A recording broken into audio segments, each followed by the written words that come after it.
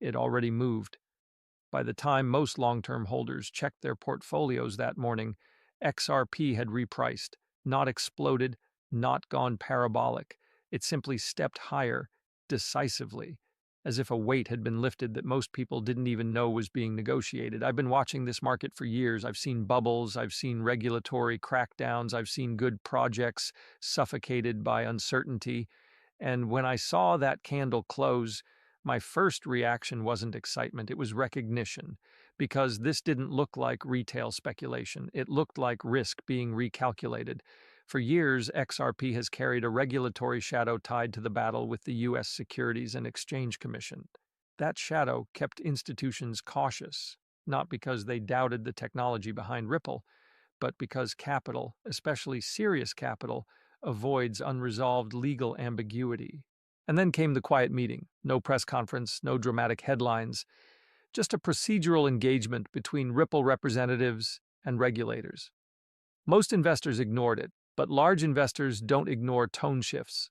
They read between lines, they assess probabilities, they reposition before certainty arrives. What struck me wasn't the price increase itself, it was how controlled it was. No wild euphoria, no manic volume spike, just steady absorption of supply and a disciplined push higher. That's not emotional money, that's strategic money. And when strategic money moves before the headlines explain why, it usually means something fundamental just shifted beneath the surface. The question isn't whether the move was justified. The question is, who knew enough to prepare before the rest of the market caught up? If you're between 40 and 60, you understand something younger traders don't: uncertainty taxes returns. For years, XRP carried legal ambiguity tied to the SEC case. That didn't just affect sentiment, it affected institutional mandates, fund compliance policies, and risk committees. Many capital allocators simply couldn't justify exposure while litigation was unresolved. That created a structural discount. Price wasn't just reacting to market cycles, it was carrying legal risk embedded into valuation models. When I reviewed the most recent regulatory tone, it felt different, less combative, more procedural. That shift matters more than headlines suggest. Markets don't wait for final verdicts, they adjust when probabilities change. And I believe that's what we just witnessed. Weeks before the breakout, XRP was boring, sideways trading, low volatility, minimal media coverage. That's typically when disciplined capital accumulates. I watched on-chain data carefully. Wallet concentration increased modestly, not dramatically, and just enough to signal patient positioning. No hype, no social media frenzy. Investors in their 40s and 50s recognize this pattern from equities. Institutions buy during fatigue, not excitement. The accumulation wasn't aggressive, it was methodical, which tells me buyers weren't chasing upside. They were pricing reduced downside. That's a critical distinction. When price finally pushed higher, it wasn't chaotic. Funding rates remained stable, derivatives didn't overheat, volume expanded, but responsibly.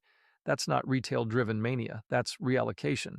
In traditional markets, when legal risk declines, capital flows back in gradually at first, then more confidently once validation arrives.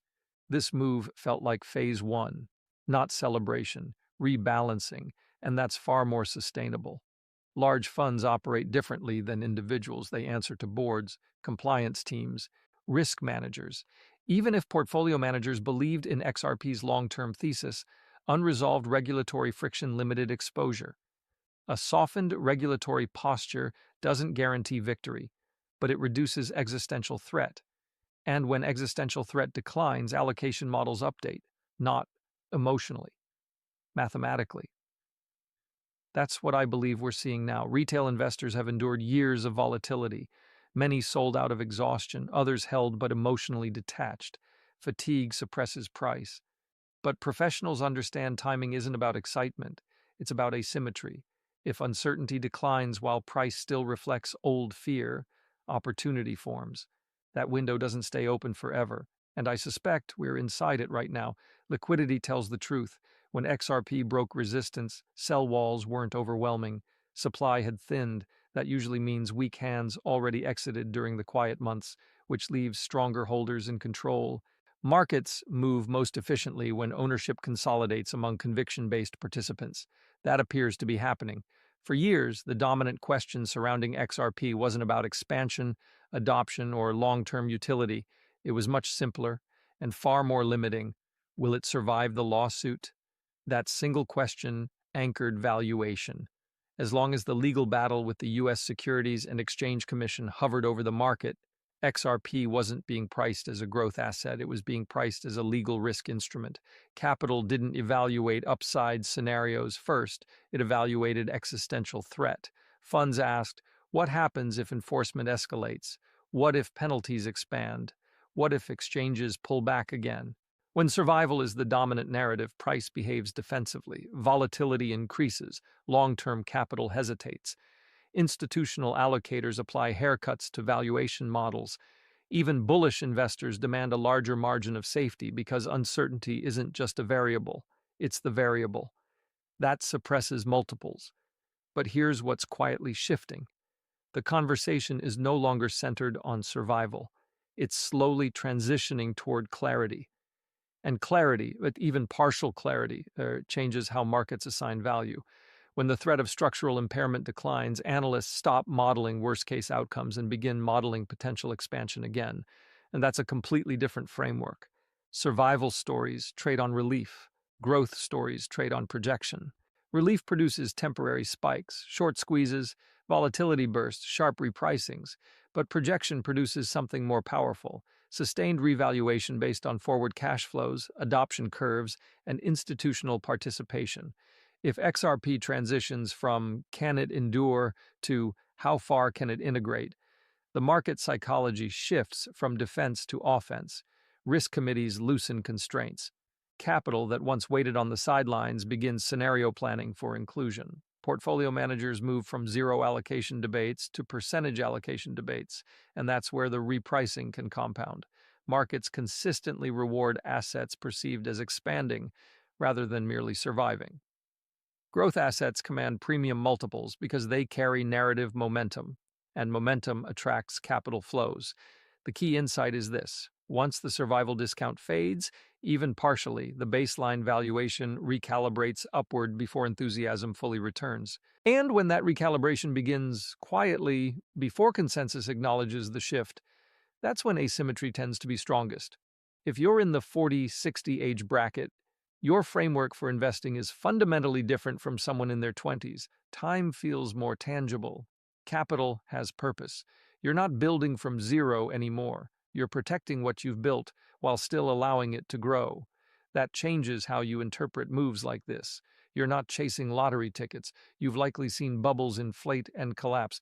You remember the dot-com cycle, the 2008 financial crisis, the liquidity shock of 2020. You understand that survival isn't strategy, durability is. So when you look at XRP, especially after years of legal tension involving the U.S. Securities and Exchange Commission and Ripple, you don't just see volatility. You see a risk profile that's been evolving. You're evaluating risk-adjusted return. That means you're asking, has the downside risk meaningfully changed, not emotionally, structurally? If regulatory hostility softens and legal uncertainty compresses, then the probability distribution shifts. The worst-case scenarios carry less weight. That alone can justify a reassessment of exposure, even if price hasn't gone parabolic. You're also evaluating regulatory durability. Durability matters more than short-term spikes. A temporary rally doesn't build wealth. Sustainable regulatory footing does. When compliance pathways become clearer, institutional capital gains confidence. And institutional capital doesn't behave like retail flows. It scales slowly. It builds positions methodically. It reinforces liquidity. Then there's institutional adoption pathways. For years, the overhang limited broader participation, not because the technology lacked potential, but because compliance departments demand clarity. If clarity improves, the conversation shifts from "can we touch this" to "how do we integrate this responsibly?" That shift is subtle, but powerful. Capital preservation with upside is the balancing act. You're not looking for a 100x.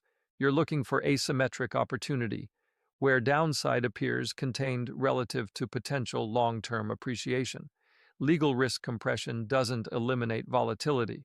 XRP will still move sharply. Headlines will still trigger reactions, But volatility inside a narrowing regulatory framework is very different from volatility inside existential uncertainty. That may alter long term probability, and probability is everything at this stage of life. Compounding isn't about dramatic wins, it's about positioning where risk reward gradually tilts in your favor over time. My warning is measured, not dramatic. Don't let past frustration blind you to present recalibration. Many investors anchor to the pain of previous drawdowns. They remember missed exits, broken momentum, legal anxiety. But markets don't reward backward looking bias, they reward updated assessments. When regulatory shadows shorten, markets reprice. Sometimes quietly at first, not with fireworks, not with media frenzy, just steady recalculation. This may not be the climax, it may be the beginning of normalization. And normalization is powerful because it attracts serious capital. It replaces speculation with allocation. It replaces hope with models. In markets, the most sustainable wealth transitions rarely begin with noise. They begin when uncertainty fades just enough for disciplined capital to return and stay.